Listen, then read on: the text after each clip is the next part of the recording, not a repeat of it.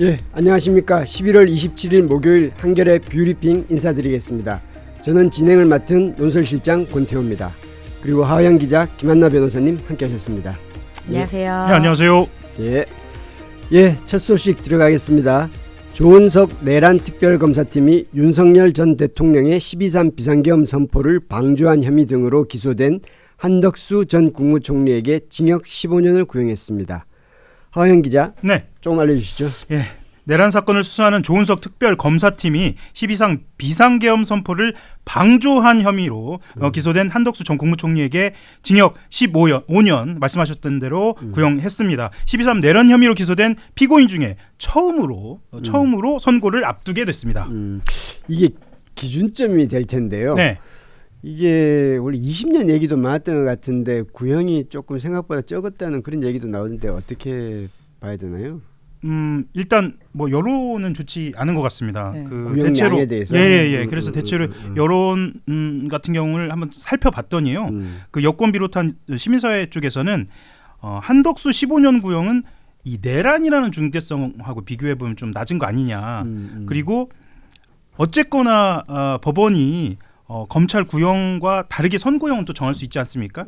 그래서 구형보다 더 강한 처벌해야 하는 거 아니냐, 뭐 이런 이야기 합니다. 그리고 특히나 또 국무총리라는 직책상 상징적으로라도 무기징역이나 그에 준하는 형량이 있어야 하는 거 아니냐. 말씀하셨던 것처럼 20년은 갔어야 하는 거 아니냐. 뭐 이런 이야기들도 좀 많이 나왔습니다. 20년 얘기 많이 나왔었던 것 같고 이게 10년 이상이죠. 최저양 형량이 5년 이상이죠. 5년 이상. 네, 왜냐하면 내란 수계 방조와 그다음에 주요 사실 그 내란 주요 인물 종사죄거든요. 그래서 네. 5년 이상이 원래 되고, 근데 이제 내란 우두머리 혐의에 대해서 방조를 했으니까 감형이 되거든요.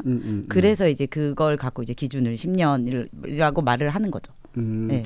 근데 이제 이게 기준점이 되니까 그러면 이제 한덕수 국무총리보다 이제 그 그러니까 혐의 정도가 좀 낮은 분은 이거보다 조금 낮게 구형이 될 거고, 이거보다 조금 더 관여도가 높은 이상민 그리고 김용현 그리고 맨 위로는 윤석열, 이쪽은 이거보다 훨씬 더 높은 이런 형식으로 되겠죠? 네, 근데 저는 이런 생각이 드는데 옛날에는 그러니까 과거에는 검사 구형보다 보통 한 반절 형량을 많이 그렇죠. 나오는 경향이 있었어요. 예. 그렇지만 요즘에는 또 그렇진 않거든요.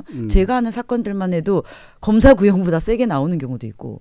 얼마 전에도 그랬잖아요. 네, 최근에 대장동 사건도 그렇고. 그러니까 이제 실제 제 생각에는 지금 15년에 대해서 말이 많은 게 이제 기준도 되긴 하지만 대한민국 국민의 법감 정상은 좀 약하지 않냐. 왜냐하면 과거 이석기 내란 선동도 20년이었고 20년. 최순실도 20년이었거든요. 이제 그런 걸 봤을 때 이게 그냥 방조이냐. 사실 적극 가담자잖아요. 그리고 2인자였고 그런 걸 생각했을 때 좀 약하니까 저는 법원에서 더 높게 형량을 판결할 수도 있다라고 생각을 하고 있거든요. 그래서 그런 걸 생각했을 때 뭐 구형은 이거보다 낮게 또 향후에 나올 수 있다 하더라도 다르게 나올 수 있고요. 같은 사건에 대해서도 이제 재판부가 다른 경우에요. 구형이 좀 다를 경우도 있습니다. 예, 그 특검이 얘기한 주요 혐의 뭐 여러 가지가 이제 찌끔찌끔 많이 나왔습니다만은 그 가장 주요 핵심 혐의를 뭘로 봐야 되죠? 그 12월 3일이죠. 그 위법한 비상계엄 선포의 절차적 정당성 확보할 목적으로 윤석열 전 대통령에게 국무회의 소집 건의한 거.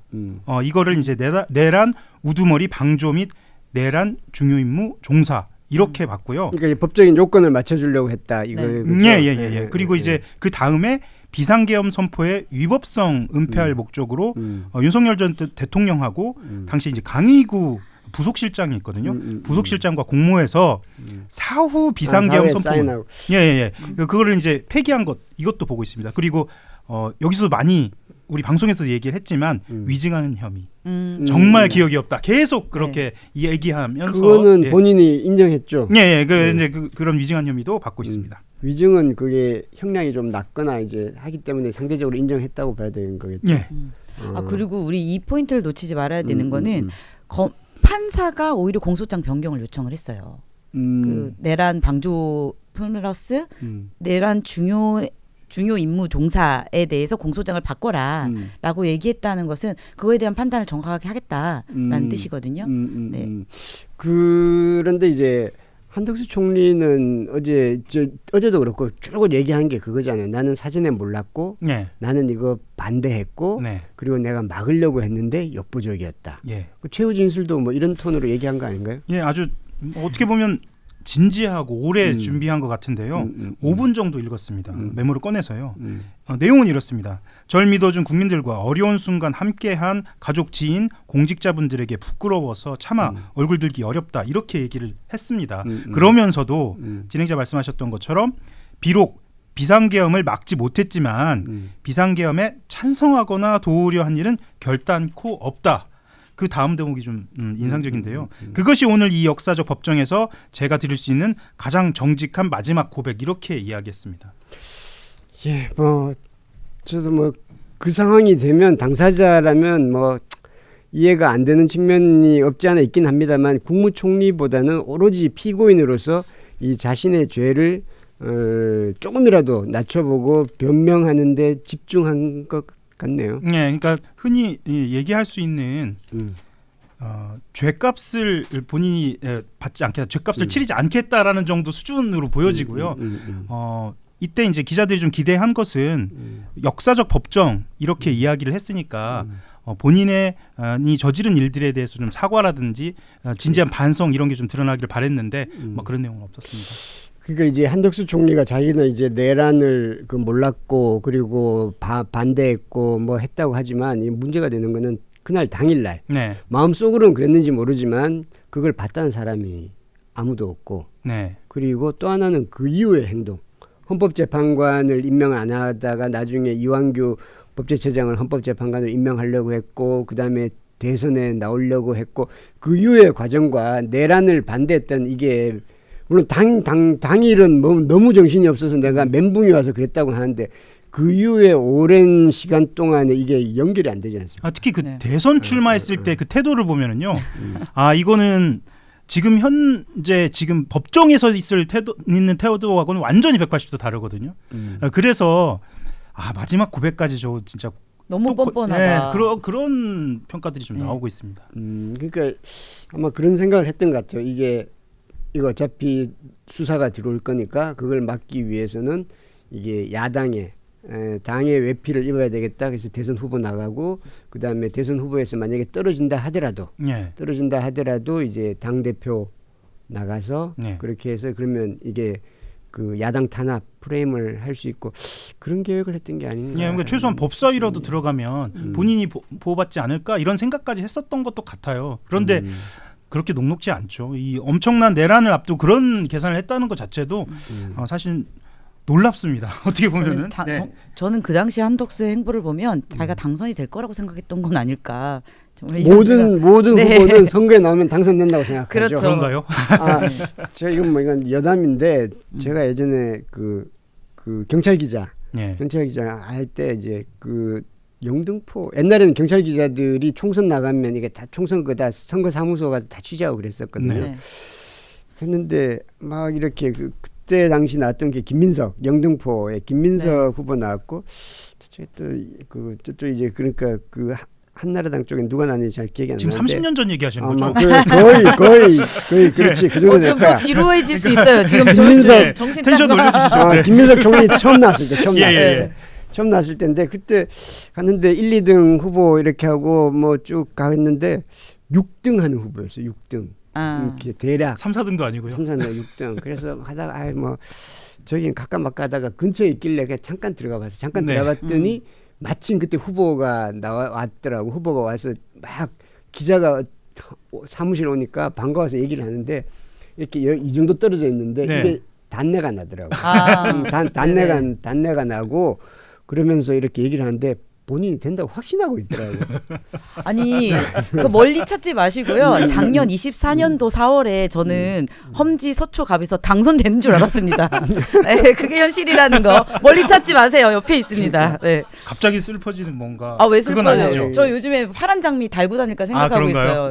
그 정도 안 되면 선거에 못 나옵니다. 그렇습니다. 선거에 나오면 다 또 그렇게 되고. 그러니까 아마 한덕수 총리도 뭐 저는 개인적으로 한덕수 총리를 좀 알거든요. 제가 이제 오신트 특파원할 때 대사하셨기 때문에 제가 뭐 독하게 말을 할 수는 없지만 이렇게 한덕수 총리도 본인이 생각하기에 이재명 대통령보다 자기가 공직 생활도 오래 했고 뭐든지 다 자기가 더 낫고 자기가 대통령 되는 것이 외교적으로도 그 경제적으로 자기가 낫다고 생각했을 겁니다. 제가 좀 독하게 네. 말씀드리면요. 뭐에 씌인 거죠, 말 그대로. 아니 그러니까 제가 뭐 그저께 안 말씀드렸잖아요. 네. 유튜브 극우 유튜브 계속 보다 보니까 거기에 빠져들어가가고 그 원래는 안 논리에 그랬던 그냥 다 동의하고 따르고 있더라니까요. 원래 좀 보수적인 분이긴 네. 했는데 네. 예, 알겠습니다. 그 선고는 언제 이루어지나요? 지금 이진관 재판부거든요. 네. 어제 이야기를 했습니다. 내년 1월 21일 선고하겠다고 밝혔고요. 그 선고에서는 내란 우두머리 방조 혐의하고 내란 중요 임무 종사 혐의를 선택해서 판단을 하게 됩니다. 그래서 아까 말씀하셨던 것처럼 구형보다 재판부의 선고가 더 높을 수도 있다 이런 전망도 나옵니다. 네. 그렇죠. 예, 알겠습니다. 한번 보겠습니다. 그리고 다음 두 번째 소식 들어가겠습니다. 어제 한겨레 단독 보도에 대해 얘기를 나눴는데요. 김건희 씨 이야기입니다. 김건희 씨가 자신의 수사 상황에 대해서 묻고 그리고 그 김혜경, 김정숙 그 사건 어떻게 된 거냐, 네. 뭐 이렇게 그 법무부 장관에 묻고 사실상의 수사 지휘했다고 봐야 되죠. 네. 그래서 그리고 또 이 법무장관 통해서 감찰을 그 검찰을 지휘한 것으로 했는데 이 내용이 조금 더 드러난 게 있어요. 이게. 예. 어제 하루 종일 이 김건희 씨가 검찰을 농단한 거, 그렇죠. 농단한 것과 관련돼서 보도가 쏟아졌습니다. 이게 한두 개가 아닌데요. 차근차근 설명을 드리겠습니다. 첫 번째는 이겁니다. 이원석 검찰총장이 지난해 5월 2일입니다. 김건희 씨의 명품 가방 수사를 위해서 전담팀 구성하라고 했다. 이거 어제 전해드렸는데요. 이 지시가 내려진 지 사흘 뒤입니다. 딱 3일 뒤에 김건희 씨가 법무부 장관 박성재 법무부 장관에게 검찰 관련 상황 분석 이런 내용의 글을 보냈습니다. 그 글은 누구한테 받은 걸까요? 받은 글인지 아니면 본인이 직접 쓰진 않았을 직접 텐데. 쓰진 않았을 겁니다. 대통령실에서 받은 것인지 아니면 최측근한테 받은 것인지 오히려 법무부 안에서 또 받은 것인지 검찰이 이건 알려지지는 않았습니다. 어쨌거나 굉장히 치밀한 내용인데 어떤 내용이냐면요. 소개를 해드리면요. 건진한테 받은 건 아닐까요? 건진이요? 건진. 그런가요? 어쨌든. 예, 도력이 그 정도는 아닌 걸로 알고 네, 있습니다. 너무 많이 예. 갔어요. 그래서는요. 이원석 총장이 그 전담 수사팀을 직접 지시한 것인지, 그러니까 본인을 수사하라고 지시한 것인지, 그 다음에 김창진이라는 이름이 나오는데요. 김창진, 1차장 검사. 네, 당시 중앙지검 1차장 검사가 팀을 구성해야 한다고 보고한 것인지, 검찰국장한테 파악해라. 검찰국장한테 파악할 필요가 있다. 이 내용을 보낸 겁니다. 그러니까 내 수사팀 구성을 누가 주도했는지 알아내라는 겁니다. 이 정도면 굉장히 디테일한 지시예요. 네. 네. 보통 사람은 검찰국장이 법무부에 있는 줄도 아는 사람도 별로 없어요. 기자들도 아는 사람 별로 없을걸요. 그러니까 이게 법무부 검찰국장을 딱 찝은 거는요. 법무부 검찰국장이 검찰의 인사를 관하는 핵심 간부라는 걸 알고 있었고요. 그러니까 법무부와 검찰을 연계하는 어떤 징검다리라는 것도 정확하게 알고 있었던 거죠. 그래서 검찰국장을 찍어서 전담 수사팀 구성을 지시한 사람을 그 국장을 통해서 색출하라 이렇게 이야기한 게 가능했던 것입니다. 이 정도는 TF 팀이 있는 거 아닙니까? 김건희 뒤에. 이건 뭐 그러니까 이게 참모 조직이 있다고 봐야죠. 네. 이 정도면. 그럼 이렇게 문자를 보냈어요. 네, 보내면 그러면 그 문자에 답을 해야 될 거 아니에요. 답을 해야죠. 네, 답을 어떻게 해? 답을 한 내용은 그러니까 그 문자에 대한 문자 내용, 그러니까 단문자 내용 공개가 안 됐는데 뭐 공개될 필요도 없습니다. 실행이 있었습니다. 그러니까 김건희 씨가 메시지 이런 문자 메시지 보낸 지 9일 만에 5월 14일 이것도 어제 전달드리긴 했는데요. 9일 만에 5월 14일 법무부는 정기 인사도 아닌 시점에서 갑작스럽게 그렇죠. 예, 김건희 씨 수사하는 지휘라인 모두 교체합니다. 다 바꿨죠. 예, 그때 당시에 이제 중앙지검장, 서울중앙지검장은 부산으로 보냈고요. 부산 고검장으로 보냈고 이게 뭐 좌천성이다라는 얘기 파다했고요. 명품 가방 수수 사건 직접 지휘했던 차장 검사 김창진 1차장 검사는 법무연수원으로 보냈고요. 그리고 도이치모터스 주가 조작 의혹을 수사한 고형곤 4차장은 수원고검으로 보냈습니다. 그러니까 모두 수사팀 관련 관계자들을 다 손떼기 한 겁니다. 예, 그래서 당시에는 또 이런 일도 있었습니다. 이것도 보도로 알려진 건데 이원석 총장 역시도 박 장관으로부터 그러니까 법무부 장관으로부터 사퇴 압박까지 받고 있던 상황이었습니다. 예.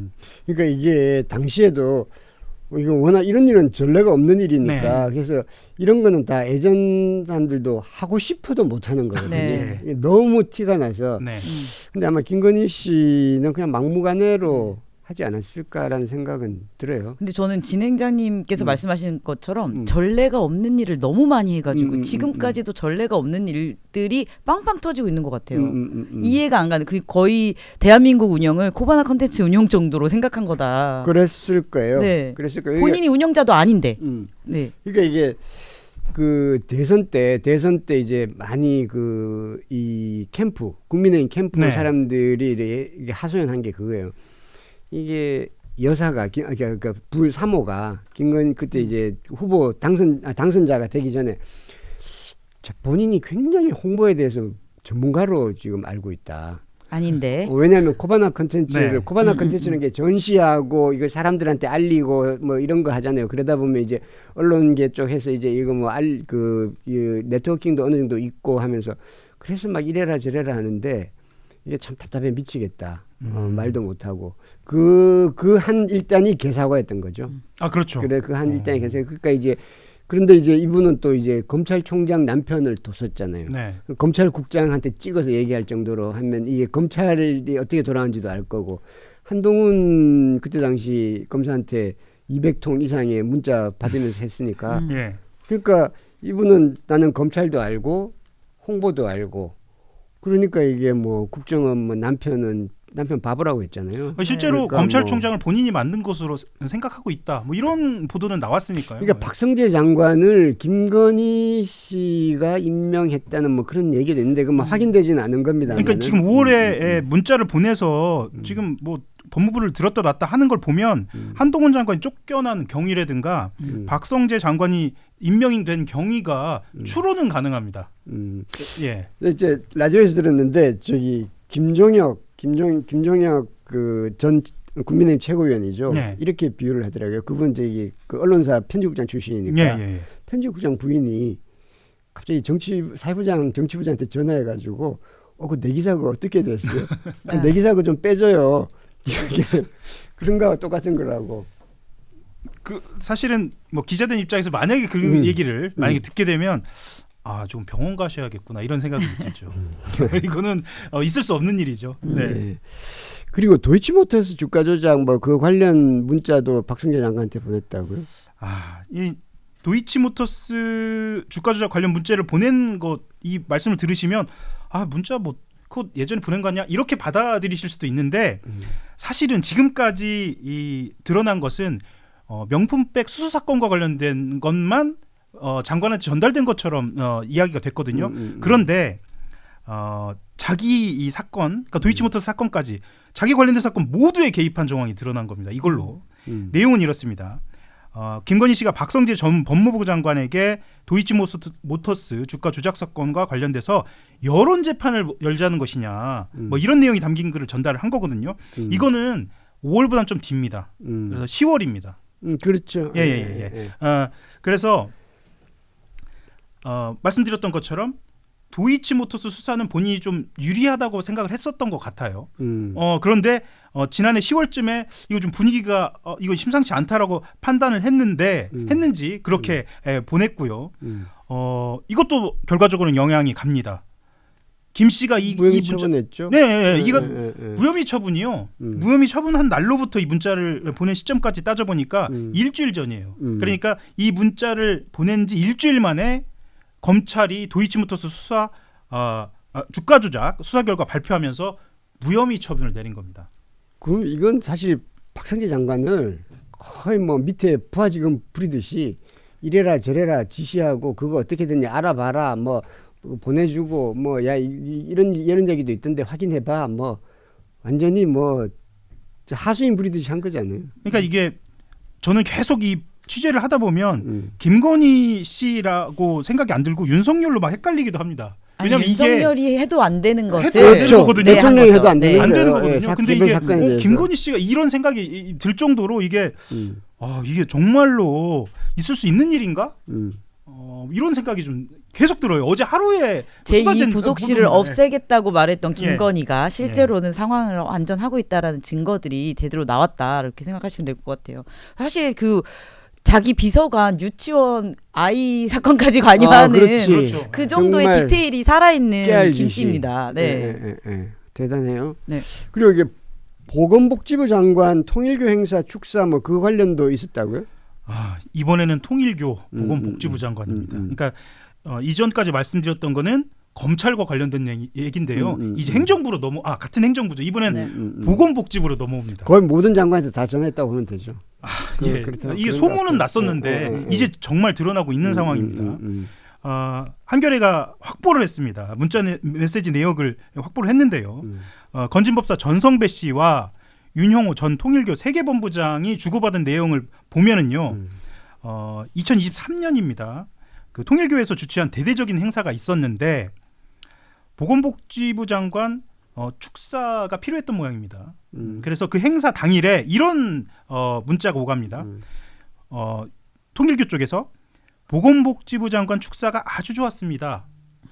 여사님께 감사드립니다입니다. 그러니까 건진법사한테 문자를 보냈는데 여사님께 감사드린다라는 내용이 들어 있습니다. 네. 그래서 이것만 보면 이렇게 알 수 있습니다. 보건복지부 장관을 움직였고 건진법사가 중간에 있었고 여사가 움직였다. 김건희가 움직였다. 이거를 한꺼번에 보내는 문자거든요.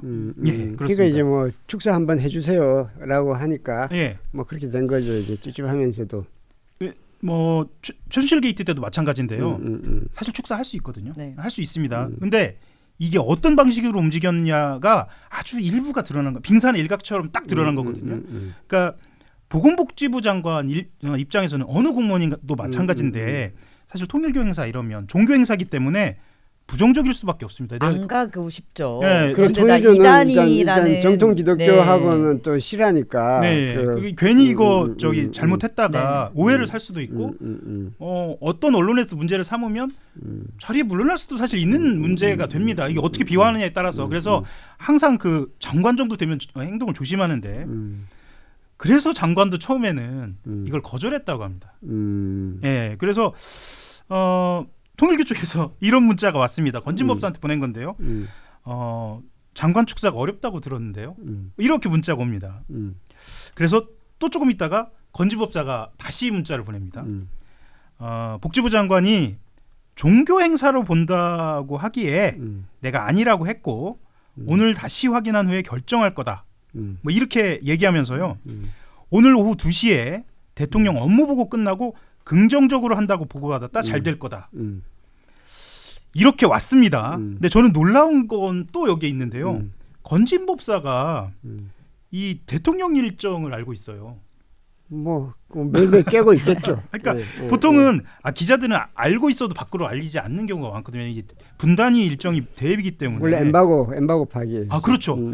근데 대통령 일정을 건진법사가 꿰고 있고 그 업무 보고회 때 그 통일교 행사와 관련된 내용이 업무 보고 끝나고 논의되는 것도 알고 있고 그 과정에서 또 그 내용이 관철된 것까지 다 알고 있습니다. 결국은 그리고 감사를 김 여사에게. 그렇죠. 네, 그렇다면 그 힘의 그 은원은 감사를 받은 최종 목적자였죠. 윤영호, 건진, 김건희, 통일부 장관, 저기 복지부 장관 이렇게 연결되는 거죠. 사실은 통일교가 지금 로비를 한 거는 권성동 의원이나 국민의힘 뭐 이렇게 딱 관련성 그리고 윤 대통령 여기까지 묶여 있었는데 김건희 여사가 본격적으로 또 등장하는 것이 아닌가라는 생각도 좀 듭니다. 오늘 김건희 씨 얘기가 많은데요. 마지막 하나만 더 보죠. 그 샤넬백 관련해서 유경옥 그 행정관이었죠. 수행 비서로 알려진 코바나 컨텐츠 때부터 이제 수행했었던 비서인데 이게 말을 지금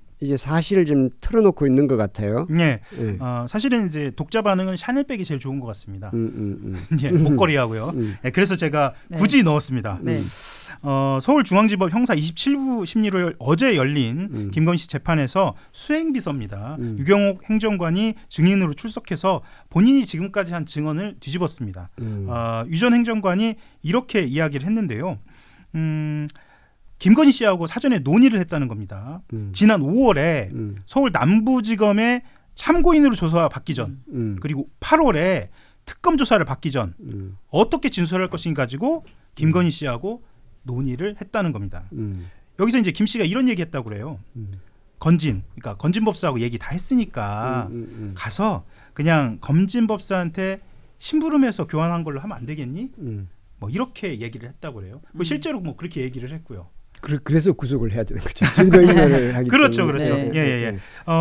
그런데 사실 이 위증과 관련된 이야기, 또 샤넬백을 인정한 거는 알려진 사실이고요. 저는 다른 측면에서 좀 인상적인 대목을 봤습니다. 어떤 대목이냐면 유 전 행정관이 샤넬 가방을 전달받고 교환하는 과정에서 그 날의 상황을 설명을 한 거거든요. 어떻게 설명을 했냐?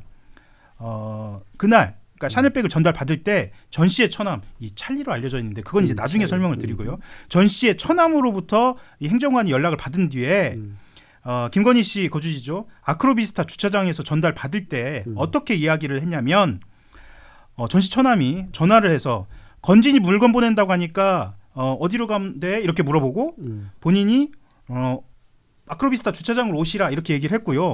거기에 대해서 처남이 이렇게 얘기합니다. 물건 많으니까 카트 갖고 와 이렇게 얘기한 겁니다. 그래서 행정관이 나가죠. 나갔는데 건진법사 처남이라는 사람이 말하자면 이제 뇌물로 추정되는 물건들입니다. 이 물건들을 실어 나르는데 카트에 가득 쇼핑백도 있었고 보자기도 있었고 그게 몇 개가 있었다는 겁니다.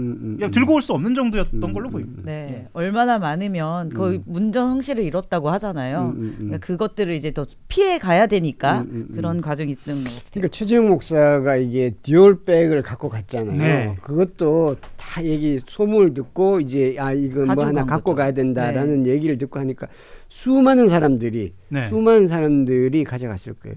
근데 저는 그 최재형 목사님이 그거 주는 그 영상을 보면 너무 자연스럽잖아요.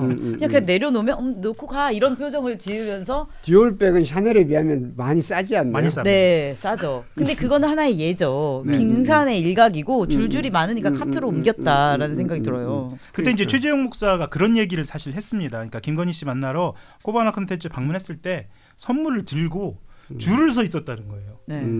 그러니까 자기가 생각하기에는 이게 너무 노골적이었다는 거예요. 그래서 깜짝 놀랐다는 거예요.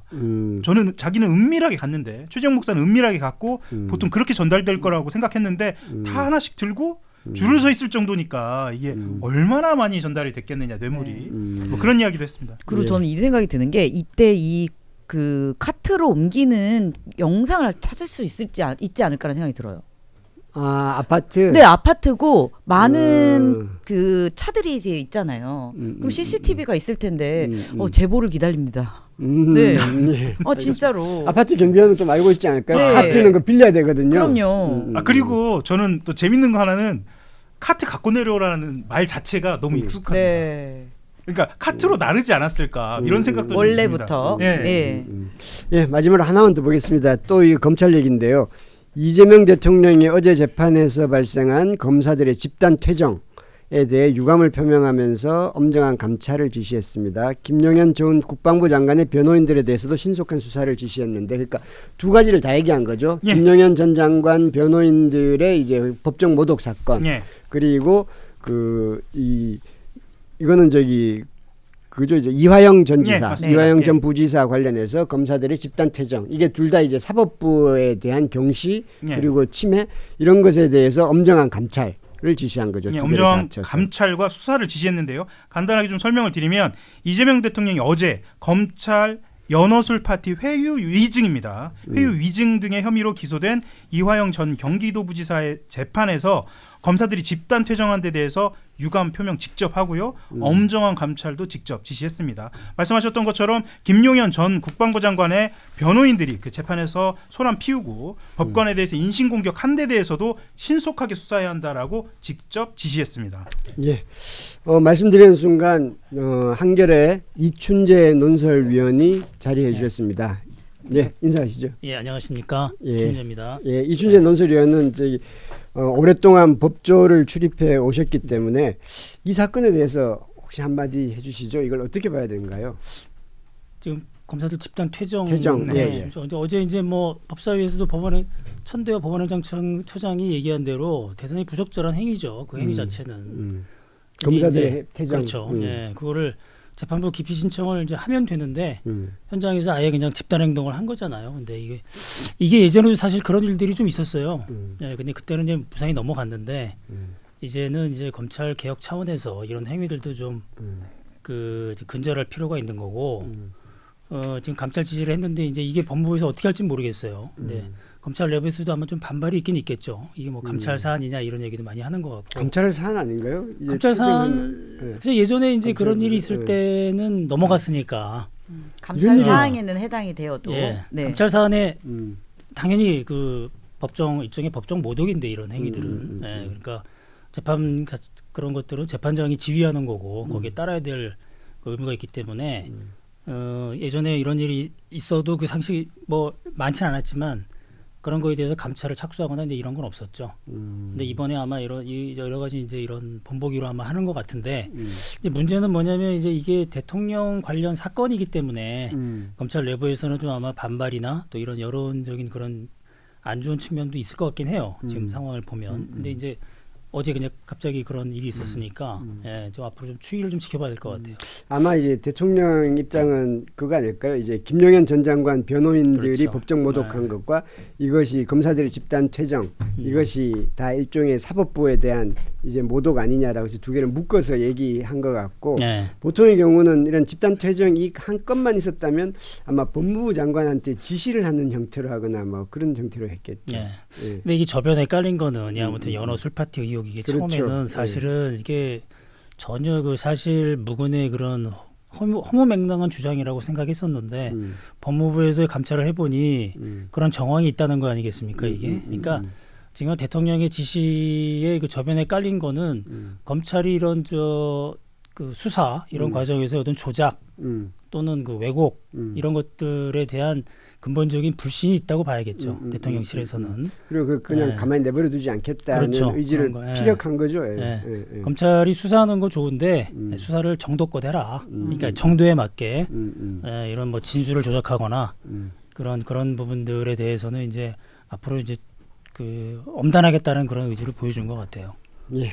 근데 여기서 이런 내용을 또 좀 짚고 넘어가고 싶은 게 있는데 64명을 국민참여 재판인데 무슨 말이죠? 네. 지금 증인 신청을 거부해서 검찰이 되게 정당한 것처럼 보여질 수도 있거든요. 그거에 대해서 조금 설명 한번 드리고 싶은 게 이게 회유를 했다라는 이제 증거 위증 문제잖아요. 이제 그런 과정에서 교도관을 64명이나 50명 가까운 교도관을 네. 그 자리에 있어도 교도관을 다 증인 신청을 한 거예요. 아, 그 다 교도관들이요, 64명. 네, 맞습니다. 그러니까 그 재판관, 그러니까 판사가 그냥 증인 채택을 안 한 것은 아니다. 그 배경을 좀 알아야 돼요. 맞아요. 그리고 이 증인 채택하는 과정이 어떻게 되는 거냐면요. 수사 단계에서 경찰 수사를 합니다. 먼저. 그럼 수사를 한 것에 대해서 변호인이 증거를 부동의를 하는 경우에 그 부동의한 사람들의 수사의 대상자들을 다 증인으로 그렇죠. 불러요. 이 과정이 조금 생략이 됐거든요. 근데 그 과정에는 내 생각에는 50명 정도가 다 수사를 좀 짧게라도 1시간이건 2시간이건 했던 것 같고 그거에 대해서 부동의한 것에 대해서 다 불렀다라고 생각이 되어져요. 근데 국민참여재판인 경우에는 어쨌든 배심원들이 있어야 되는데 재판을 많이 열기도 어렵고 그리고 지금 굉장히 비슷한 내용들이 이렇게 겹친다면 그중에서 한두 명만 채택해도 내용의 신빙성이나 판사가 이제 판결을 내리기 위한 판단의 근거로 삼을 수 있거든요. 수사 지연 의도가 있는 거군요. 네, 그러니까. 저는 이제 예, 그렇게 똑같은 보기 거. 때문에 그런 그 소송 지휘에 대해서 기피를 한 거거든요. 그 뒷배경을 모르고 기피를 한 거를 무조건 퇴정한 거를 뭐 문제 삼을 수 있을까? 대통령이 너무 심하게 이제 감찰 지시를 내린 건 자기 아닐까? 사건에 라고 뭐 생각할 이런, 수 있는데 그 뒷배경을 좀 설명 한번 드려보고 그렇죠. 싶습니다. 근데 사실은 증인을 60명 뭐 네. 이렇게 신청한다는 거는 사실 재판 지연하겠다는 거예요. 네. 그렇죠. 그리고 저 같은 경우는요. 똑같은 증인들을. 네, 그리고 한 사건에서 증인은 보통 1명에서 2명 정도. 그리고 증인 채택을 거부했다고 판사가 채택해주지 않았다고 기피하는 경우는 거의 없습니다. 말 그대로 깽판을 부리는 거예요. 네. 뭐 하여튼 그리고 기피 신청을 해도 다른 재판부를 통해서 그 기피 결정을 받으면 되거든요. 그럼 그 과정을 갖추면 되는데 그렇죠. 그것도 하지 않고 증인을 채택하지 않았다고 바로 구두로 그것도 신청을 나중에 와서 신청을 하거나 그거에 대해서 서면을 내는 게 좀 일반적이에요. 법정에서는. 근데 그렇지도 않은데 그 자리에서 구두로 기피 신청을 하고 다 퇴정을 했다? 굉장히 이례적이고 약간 저는 쇼 같다라는 생각이 들기 때문에 이걸 갖고 법정 모독에 이른다라고 얘기를 하는 거다. 이게 이 법정에서 이 재판장 말 안 듣는 검사들의 이걸 좀 따져보면 이게 사실은 윤석열 사단 그 검사들의 특징이에요. 이게 이제는 워낙- 안 그랬나요? 네. 그러니까 이전의 검사들은 그래도 재판장에 대한 그런 재판부에 대한 예우를 갖췄는데 그래야지 자기한테 유리하니까. 네, 그리고 재판 진행이 좀 불만이 있다 하더라도 이렇게 재판을 원활하게 진행하기 위해 협조하는 그런 게 맞습니다. 검사들의 그거였는데 윤석열 사단 검사들은 현장에서 그냥 법정에서 바로 이제 그 재판 소송 지휘를 잘 안 따르는 경향이 있었는데 대표적인 게 금감원장까지 지낸 이복현 검사 워낙 유명했어요. 그러니까 이제 그 당시에 그 삼성 이재용 재판 이재용 회장의 그 횡령 배임 이런 관련 재판 나와서 그 증인 신문이나 또는 이런 신문을 할 때 재판장이 뭐라고 이제 좀 검찰 쪽 그 의도에 안 맞게 얘기를 하면 자리에 일어나 가지고 이제 강하게 얘기를 하죠. 검사가 일어나서. 그럼 재판장이 이제 잠깐 앉으라고 얘기를 해도 안 앉는데요. 그 이복현 검사는 안 앉고 우리 말 들어줄 때까지 서 있겠다 이런 식으로 그냥 버티고 있었다는 거예요. 그래서 삼성 쪽 변호인들이 이제 강하게 항의도 하고 그런 게 이제 큰 문제가 됐었는데 그 당시에는 워낙 그 이재용 회장에 대한 여론이 안 좋아서 잘한다고. 그러니까 이제 그때는 이제 윤석열 사단 검사들이 잘한다는 식으로 언론 뭐 그런 식으로 보도가 나오긴 나왔는데 지금 돌이켜 보면은 그 법정에서 검사들이 저기 집단 행동하는 그 시작의 윤석열 사단 검사들에서 많이 이런 것들이 많이 보여졌었죠. 그럼 지금도 그 같은 선이 닿는 그런 건가요? 지금 검찰이 하는 행동들은 다 거기서 지금 어떻게 보면 그 연원이 있다고 볼 수밖에 없어요. 지금 윤석열 사단이 다 그런 것 같아요. 지금 검찰 말고도 변호인도 그렇지 않습니까? 아, 그렇죠. 네, 이제 못된 짓은 나와서. 빨리 배운다고 근절해야 합니다.